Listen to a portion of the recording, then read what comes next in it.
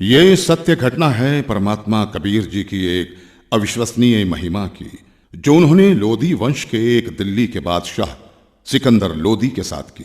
सिकंदर लोदी दिल्ली के तख्त पर काबिज एक ऐसा बादशाह जो जबरन लोगों का धर्म परिवर्तन कराता था। ये सत्य घटना उस समय की है जब दिल्ली के बादशाह सिकंदर लोदी को जलन का रोग हो जाता है। बादशाह का शरीर जला हुआ दिखाई नहीं दे रहा था, लेकिन पीड़ा इतनी थी कि जैसे शरीर को अग्नि से जला दिया गया हो। इसके लिए पूरे भारतवर्ष के हिंदू और मुस्लिम धर्म के सभी पंडित, काजी, वैद्य, हकीम भी उपचार कर करके थक चुके थे। परमात्मा के विधान में है, जब मनुष्य के पाप कर्म अधिक हो जाते हैं तो कोई भी दवा काम नहीं करती। कुछ ऐसा ही बादशाह के साथ भी हो रहा था। शानदार। अल्लाह के फजल से यह दवा जरूर हमारे जलन के रोग को ठीक कर देगी, इंशाअल्लाह। राजा सिकंदर लोदी ने सभी प्रकार की औषधि सेवन की, बड़े बड़े वैद्य बुला लिए गए, लेकिन बादशाह पर कोई भी औषधि काम नहीं कर रही थी। यहां तक कि सिकंदर लोदी ने उन्हें ठीक करने के बदले मुंह भोला इनाम भी रख दिया था, लेकिन सर्व उपाय निष्फल ही रहे। बादशाह सलामत, अब आपकी तबीयत कैसी है? पीर जी, हमें जरा भी आराम नहीं हुआ। बाहर से नहीं दिखता, लेकिन पीड़ा इतनी अधिक होती है कि जैसे किसी ने हमारे शरीर को जला दिया हो। बादशाह सलामत, हम सभी ने आपको वो हर दवा दी है जो ऐसे रोग में दी जा सकती है। बादशाह सलामत, लगता है ये कोई लाइलाज बीमारी है जिसका ठीक होना नामुमकिन है। गुस्ताखी माफ बादशाह, अगर आपकी इजाजत हो तो हम आपसे कुछ कहना चाहते हैं, क्योंकि हम सबको ये पता है कि आपको ये लाइलाज रोग अल्लाह की मर्जी से हुआ है, तो इसका इलाज भी हम वैद्य नहीं बल्कि कोई पहुंचा हुआ संत फकीर ही कर सकता है। और हम ऐसे ही एक सिद्ध महापुरुष को जानते हैं। कौन है वो? काशी में कबीर नाम के एक महापुरुष हैं। हमने सुना है कि उन्होंने बहुत सारे लोगों के कष्ट दूर किए हैं। उनमें मुर्दे तक को जीवित करने की शक्ति है। बादशाह सलामत, अगर वो रहम कर दें तो ये रोग एक लम्हे में खत्म हो सकता है। मौलवी साहब, आप कैसी बातें कर रहे हैं? इतने बड़े बड़े हकीम और वैद्य जो रोग ठीक नहीं कर सके, वो भला एक कबीर कैसे ठीक कर सकता है? हमें तो लगता है कि अब हमें इस रोग के साथ ही आखिरी दम तक जीना पड़ेगा। अब तो जीने की चाह भी खत्म होती जा रही है। गुस्ताखी माफ करें जहांपना, लेकिन कबीर जी कोई साधारण पीर नहीं है। वो चाहें तो कुछ भी कर सकते हैं।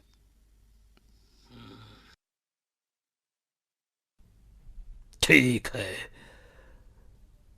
हमारे काशी चलने का बंदोबस्त किया जा। काशी नरेश महाराज वीर देव सिंह बघेल की जय हो। कहो दूत, क्या संदेश लाए हो? काशी नरेश, बादशाह सिकंदर लोदी इस समय अपने जलन के रोग के कारण बहुत परेशान हैं। उन्हें बताया गया है कि यहाँ कबीर नाम के एक महापुरुष हैं जो बादशाह के जलन के रोग को ठीक कर सकते हैं। इसीलिए बादशाह जल्दी ही काशी पधारने वाले हैं। ठीक है, संदेश भिजवा दीजिए। हमें बादशाह के आने का इंतजार रहेगा। महामंत्री जी, बादशाह के स्वागत की तैयारी की जाए। जी महाराज।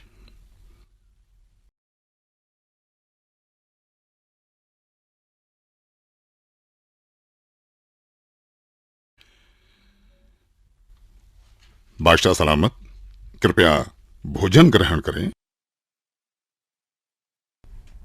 वीरदेव, हम तुम्हारी खातिरदारी से बहुत खुश हैं, लेकिन लेकिन हम कुछ भी खा नहीं सकते। हम अपने जलन के रोग से बहुत ज्यादा तकलीफ में हैं। इस समय पूरे जहां में हमसे ज्यादा दुखी कोई नहीं। हमें मालूम हुआ है कि यहां काशी में कबीर नाम के कोई संत हैं। आप उनके बारे में जरूर जानते होंगे, इसलिए हमारी ख्वाहिश है कि आप हमें कबीर जी से मिलवाओ। सुना है इस पृथ्वी पर केवल वही एक हैं जो हमारे इस रोग को ठीक कर सकते हैं, वरना वरना अब केवल आत्महत्या करना ही बाकी रह गया है। बादशाह सलामत, अब आप बिल्कुल ठीक जगह आ गए हैं। निश्चय ही अब आपका जलन का रोग ठीक हो जाएगा। ऐसी क्या खास बात है उन कबीर में, वीरदेव? हे दिल्ली के सम्राट, कबीर जी कोई साधारण व्यक्ति नहीं है, बल्कि भगवान खुद ही कबीर जी के रूप में आए हैं। यदि कबीर देव जी की दया दृष्टि हो गई तो समझो आपका कष्ट हमेशा हमेशा के लिए दूर हो जाएगा। इंशाअल्लाह वीरदेव, अगर ऐसा है तो जल्द से जल्द उस संत को हमारे पास लाया जाए। आपका आदेश सर आंखों पर बादशाह सलामत, लेकिन मेरी अर्ज है आपसे। बेफिक्र होकर कहो।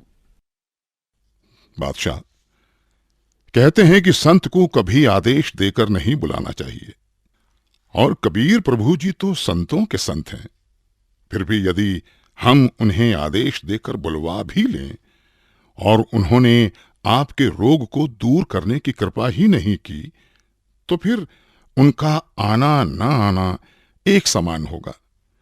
आप दिल्ली के सम्राट हैं, किंतु बादशाह, मेरे हिसाब से कबीर परमेश्वर जी को बुलाने की बजाय खुद चलकर उनके द्वार पर जाना चाहिए, उनके आगे नतमस्तक होना चाहिए। तभी संत प्रसन्न होकर अपनी कृपा बरसाते हैं।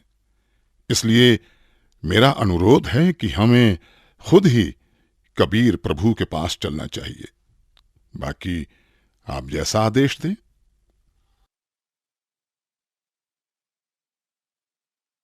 ठीक है, हमें अभी कबीर जी के घर ले चलो। हम अभी के अभी कबीर जी से मिलना चाहेंगे।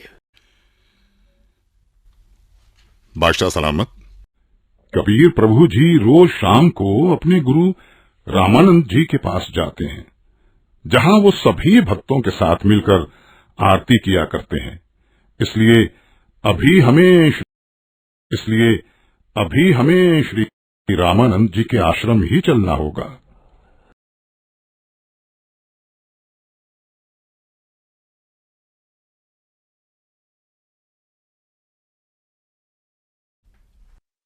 हे परवरदिगार, लाज रखना।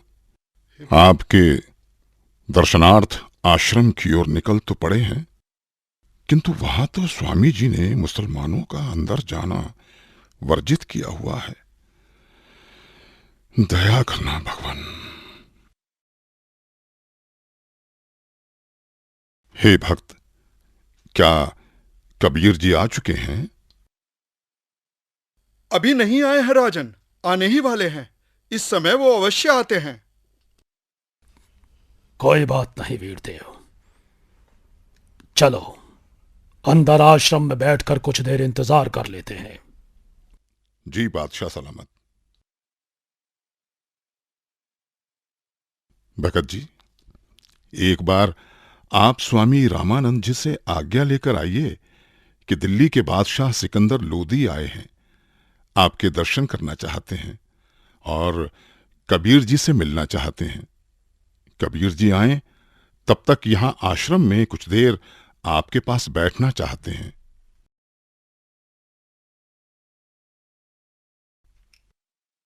प्रणाम गुरुदेव। गुरुदेव, काशी नरेश वीर देव सिंह और दिल्ली के बादशाह सिकंदर लोधी आए हैं। उनको कबीर जी से मिलना है। उनके आने तक वो आश्रम में बैठकर इंतजार करना चाहते हैं। क्या कहा? सिकंदर लोधी? जी गुरुदेव। उन मांस खाने वाले पापी मुस्लिम मलेच्छों के लिए यहां आश्रम में कोई जगह नहीं। कह दो उसे कि बाहर ही इंतजार करे।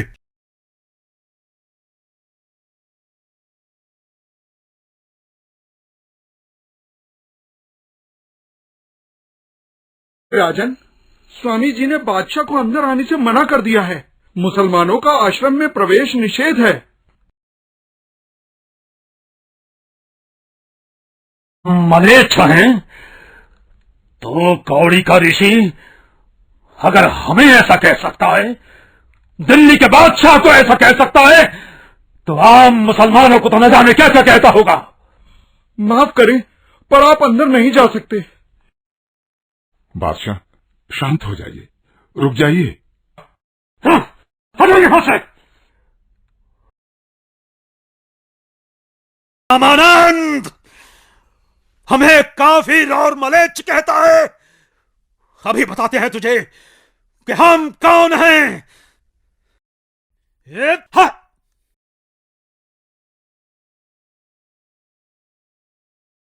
हे कबीर प्रभु, ये क्या किया आपने?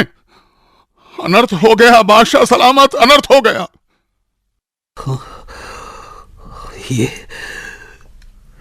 ये हमने क्या कर दिया? हम निहायत ही नीच किस्म के इंसान हैं। वीरदेव, हम आए थे अपना रोग ठीक कराने, और जिसके पास आए उसके गुरु को ही मार दिया।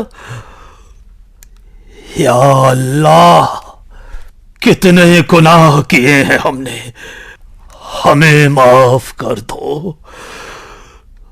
वीरदेव, यहां से वापस चलो। कबीर जी अब कभी हमारे रोग को ठीक नहीं करेंगे। अगर हम उनके सामने रहे तो वो जरूर हमें बद्दुआ देंगे। इसलिए यहां से अभी के अभी चलो।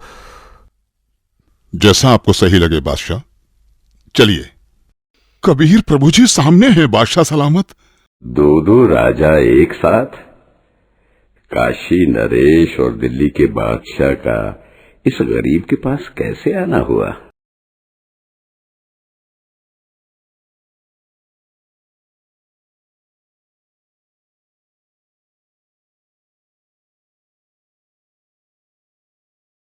ओह, कैसे आगमन हुआ?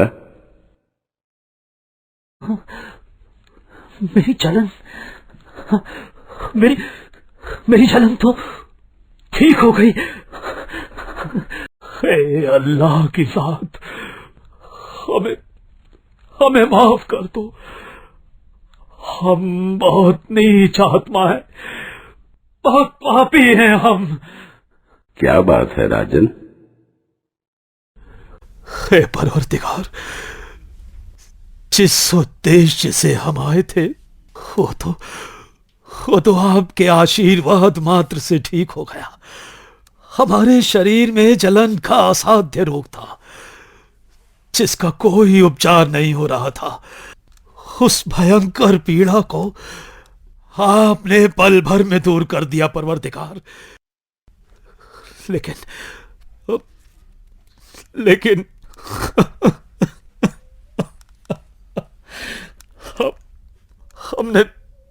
हमने एक जुल्म कर दिया।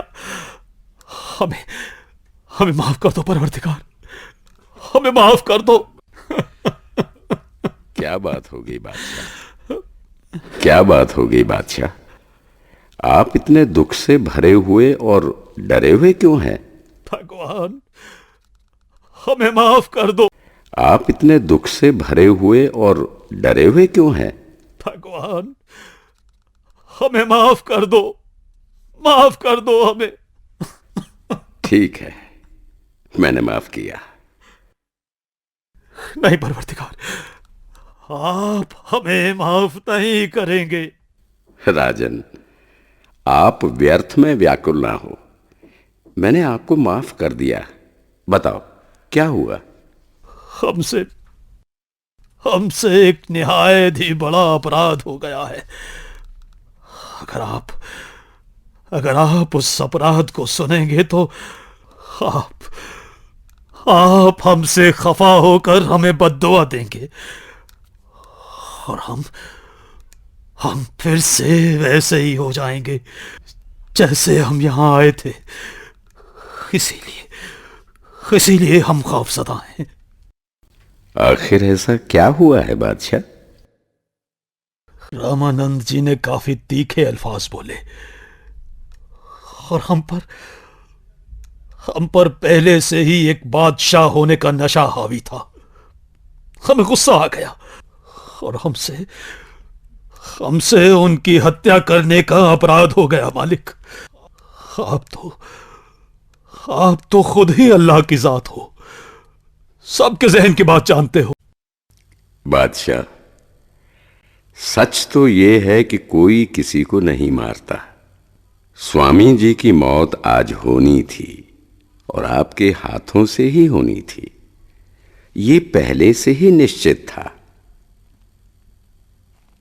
कोई बात नहीं, मन को दुखी मत करो। जो होना निश्चित था हो गया। लेकिन अब ऐसे मत जाना, स्वामी रामानंद जी का अंतिम संस्कार करवाकर ही वापस जाना, नहीं तो प्रजा आपको बहुत बुरा भला कहेगी।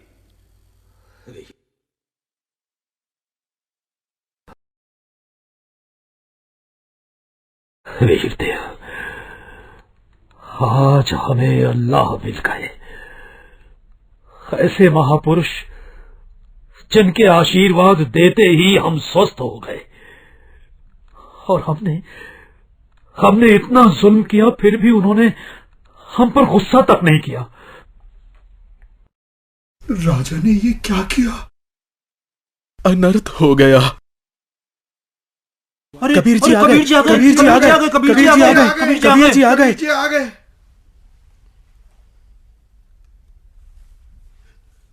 हे भगवान, सिकंदर लोधी ने अपने गुरुदेव की हत्या कर दी।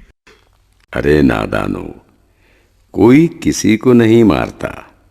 अपने गुरुदेव के प्रारब्ध में था इनके हाथों मरना, नहीं तो कहां सिकंदर लोधी बादशाह दिल्ली से चलकर यहां अपने आश्रम में आए। इनका तो कोई मतलब ही नहीं बनता यहां आने का।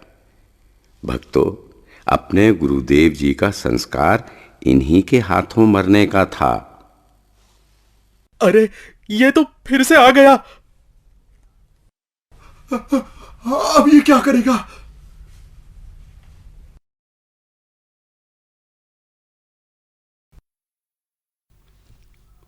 गुरुदेव, आरती का समय हो गया। आपके सारे भक्त आपकी प्रतीक्षा कर रहे हैं। उठिए गुरुदेव। हे भगवान, हे गुरुदेव, यहां आपके बच्चे खड़े हैं।